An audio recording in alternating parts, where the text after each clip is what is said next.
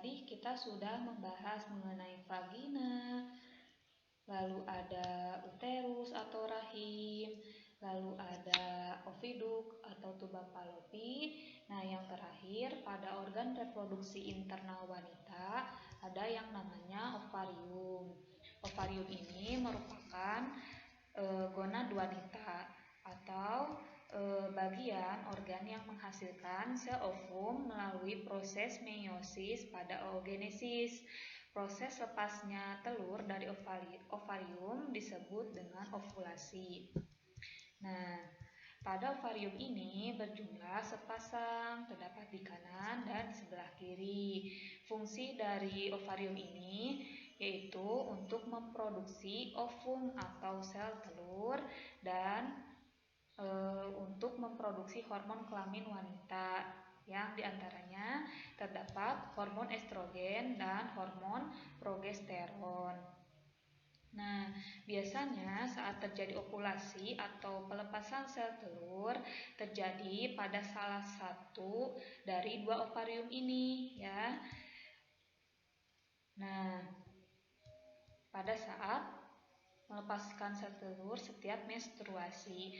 Namun, apabila terdapat kasus di mana satu ovarium terganggu atau mengalami disfungsi atau tidak ada ovarium salah satunya gitu ya, kehilangan fungsi dari salah satu ovarium, maka ovum lainnya akan menyediakan ovum untuk dilepaskan tanpa perubahan frekuensi siklus pada menstruasi.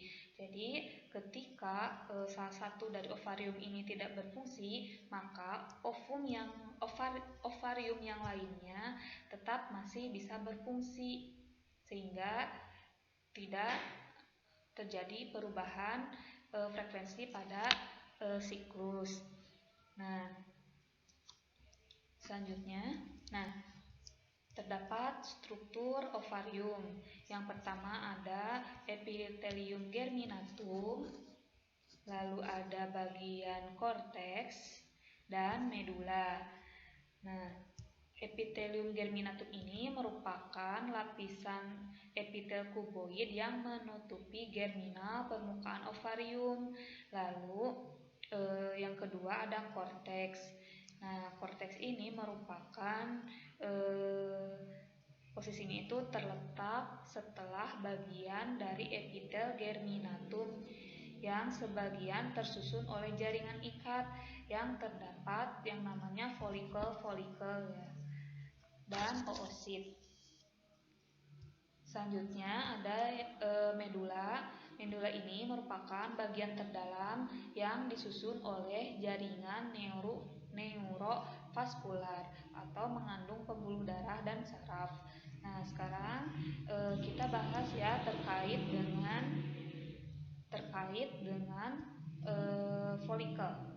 folikel pada korteks ovarium. Nah, folikel pada korteks ovarium ini terdiri atas ada folikel primordial, primer, sekunder.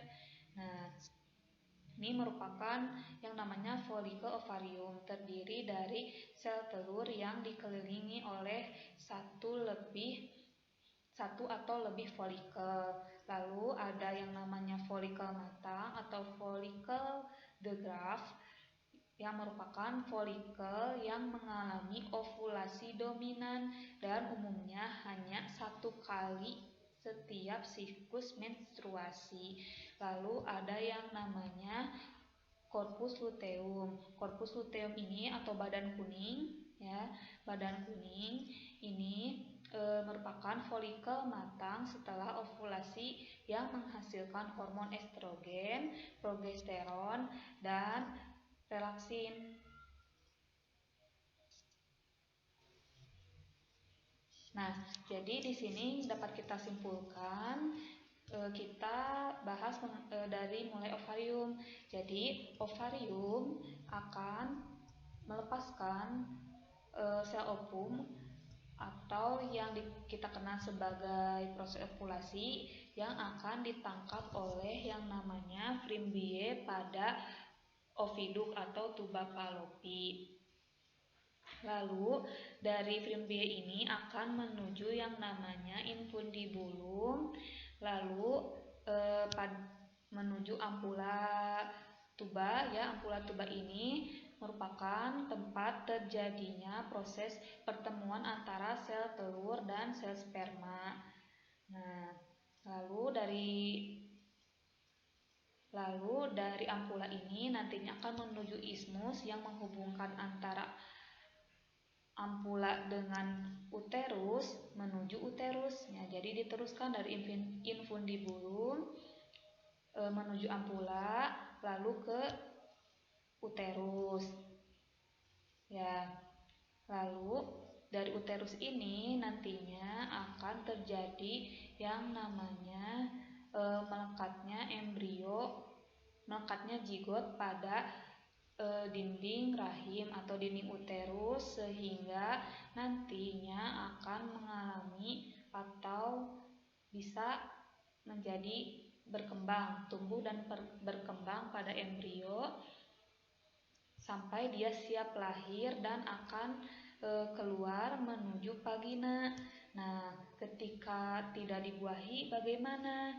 Nah, ketika tidak dibuahi maka dari ovarium ini nantinya akan menuju tuba fallopi, lalu ke ampula, infundibulum, lalu ke ampula, lalu karena tidak terjadi pembuahan maka pada dinding endometrium yang menebal ini nantinya akan meluruh sehingga terjadilah menstruasi dan keluar melalui vagina. Nah, selanjutnya silahkan lanjutkan dengan kegiatan menulis sesuai instruksi berikut ini.